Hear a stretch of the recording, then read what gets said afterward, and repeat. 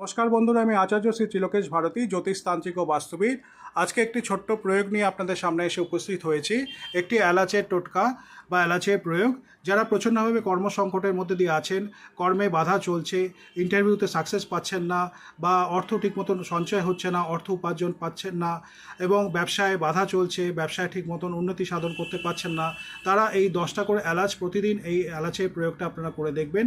একটি কাচের পাত্র কিনে নেবেন, ছোট্ট একটি কাচের বল এরকম সাইজে কিনে নেবেন।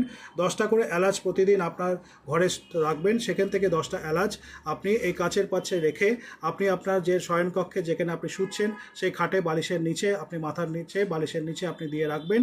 দিয়ে রেখে রাত্রেবেলা শুয়ে পড়বেন। শুয়ে পড়ার পর সকালবেলা ঘুম থেকে উঠে স্নানাদি ক্রিয়া সব কিছু কর্ম করে শুদ্ধ হয়ে তারপরে এই বালিশ থেকে আপনি কাচের পাত্র থেকে এই 10টা এলাচ নিয়ে নেবেন।